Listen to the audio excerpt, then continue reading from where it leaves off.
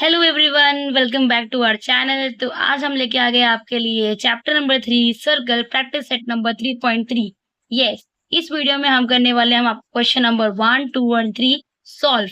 ठीक है, तो चलो स्टार्ट करते हैं। फिर क्वेश्चन नंबर 1 देखो। In figure 3.37 points G D E F R concyclic point. अब ये कॉन्साइक्लिक पॉइंट मतलब क्या होता है कि अगर एक सर्कल है, उस एक सर्कल पे जो पॉइंट्स होते हैं उसे हम बोलते हैं कॉन्साइक्लिक पॉइंट। फॉर एग्जाम्पल, इस सर्कल पे, एक ही सर्कल पे जी डी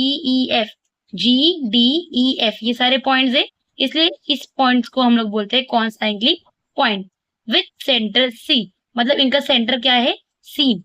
अब देखो, तो यहाँ पे हमने गिवन लिख दिया है। अब क्या बोला है? Measure angle E C F कितना दिया हुआ है? 70 डिग्री। देखो यहाँ पे ई सी एफ कितना दिया हुआ है? 70 degree. Measure angle arc D G F, दिख रहा है यहाँ पे आर्क बोला है, आर्क डी जी एफ कितना दिया है? 200। Find measure arc D E, हमें निकालना है arc D E, that is ये वाला आर्क निकालना है। Then measure arc D E F, उसके बाद हमें डी ई एफ। ठीक है, यहाँ पे हमें दो आर्क निकालना है, एक तो ये वाला आर्क निकालना है और एक ये वाला आर्क निकालना है। ठीक है, अब देखो हम इसको सॉल्व कैसे करेंगे। अभी आप ज्योमेट्री में क्या करो, जो आपको गिवन दिया है ना वहां से स्टार्ट करो। गिवन क्या दिया था आपको? E C F is equal to 70 डिग्री। देखो ई सी एफ कितना है? 70 डिग्री।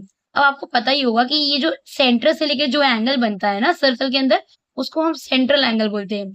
और सेंट्रल एंगल जब बनता है, उसके सामने जो आर्क रहता है उसका मेजरमेंट सेम हो जाता है। इसका मतलब क्या हुआ कि अगर ये 70 है तो ये वाला भी कितना हो जाएगा? 70। मतलब मेजर आर्क ई एफ कितना हो जाएगा?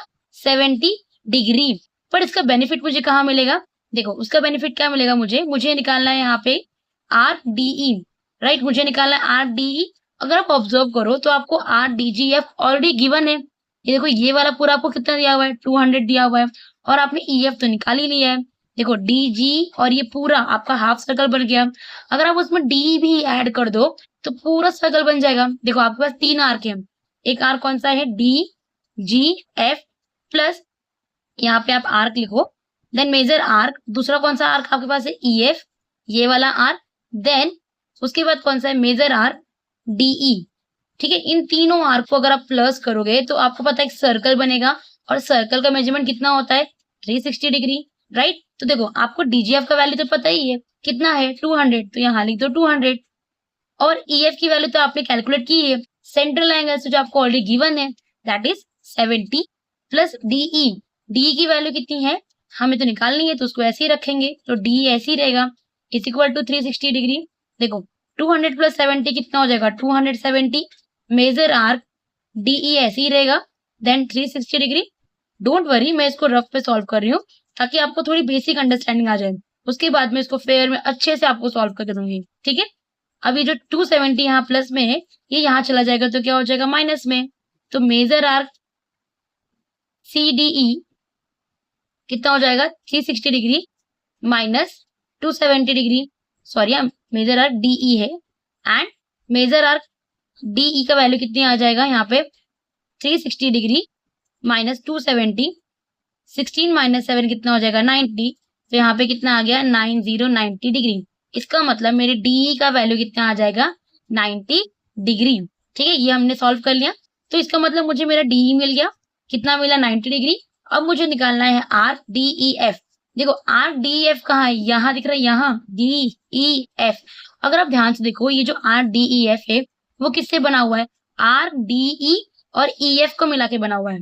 राइट, तो मेरा जो मेजर आर्क कौन सा है? मेरा arc D E F. Right, मेरा जो आर्क है डी ई एफ ये वाला, वो किससे बना हुआ है? मेजर आर्क डीई और मेजर आर्क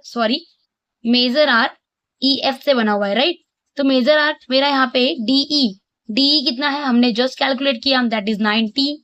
और ई एफ कितना है हमने तो पहले कैलकुलेट कर रखा है कि अगर ये 70 है तो इसके सामने वाला भी कितना होगा? 70। तो 90 प्लस 70 कितना होता है? 160। इसका मतलब डी एफ कितना आ गया? 160 डिग्री।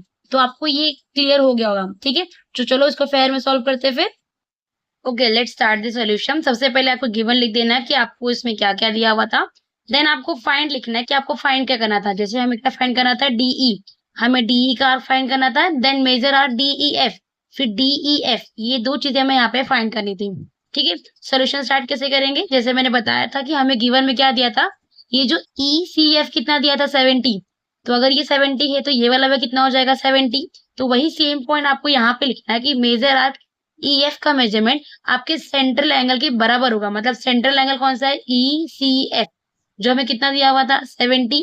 तो यहाँ पे अगर ईसीएफ 70 है, एंगल हमारा 70 है, तो हमारा आर्क भी कितना हो जाएगा 70। बाय रीजन लिखो definition of measure of minor arc.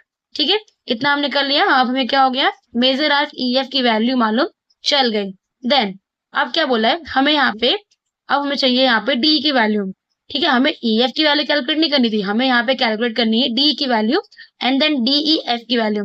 तो डी देखो, डी हमारा डीजीएफ एक आर्क है, देन ईएफ एक आर्क है, देन डीई एक आर्क है।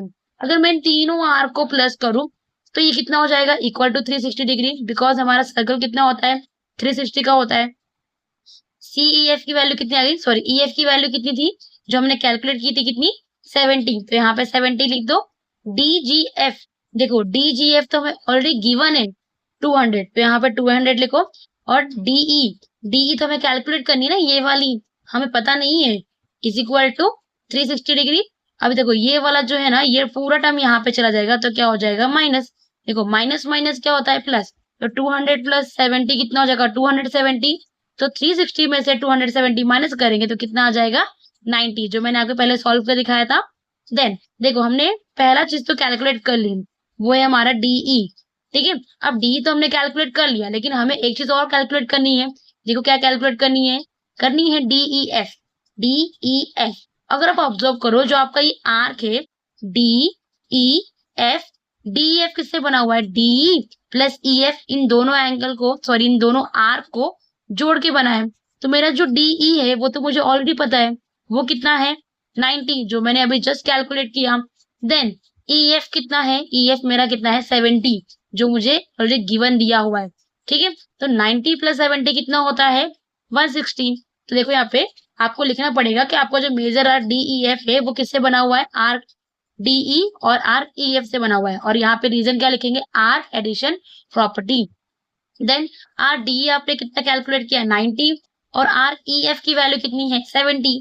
ठीक है, तो 90 प्लस 70 कितना आ गया 160, तो हमारा आर डी ई एफ की वैल्यू कितनी आ गई 160। है ना, कितना इजी क्वेश्चन, बस आपको कॉन्सेप्ट यूज करना है, देन आपका आंसर ये चुटकियों में आ जाएगा। ठीक है, चलो फिर नेक्स्ट क्वेश्चन स्टार्ट करते हैं। क्वेश्चन नंबर 2 स्टार्ट करने से पहले एक बेसिक सा कॉन्सेप्ट देख लेते हैं, दैट इज हमारा थ्योरम। थ्योरम क्या कहता है कि the chords corresponding to congruent arc of a circle are congruent.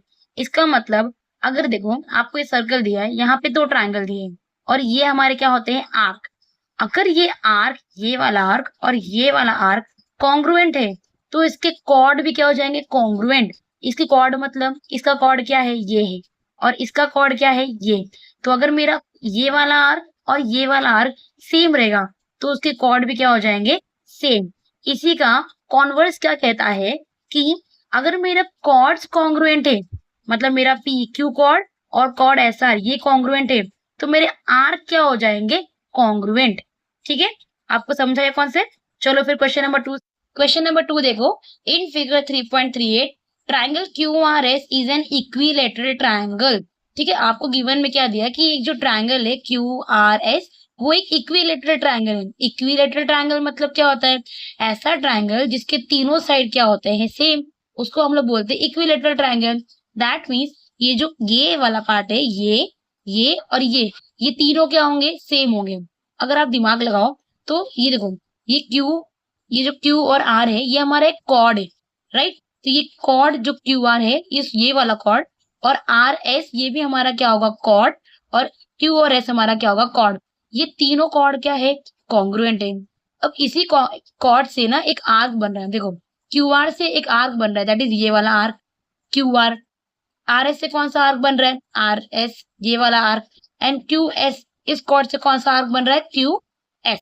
ठीक है, ये हमें गिवन दिया हुआ है। अब देखो आर्क RS इज कॉन्ग्रुएंट टू, आपको प्रूफ करना है। देखो पहला प्रूफ क्या करना है कि arc RS is congruent to arc QS congruent to R Q R, मतलब आर एस ये वाला आर्क कॉन्ग्रुएंट है क्यू एस के साथ और क्यू आर के साथ।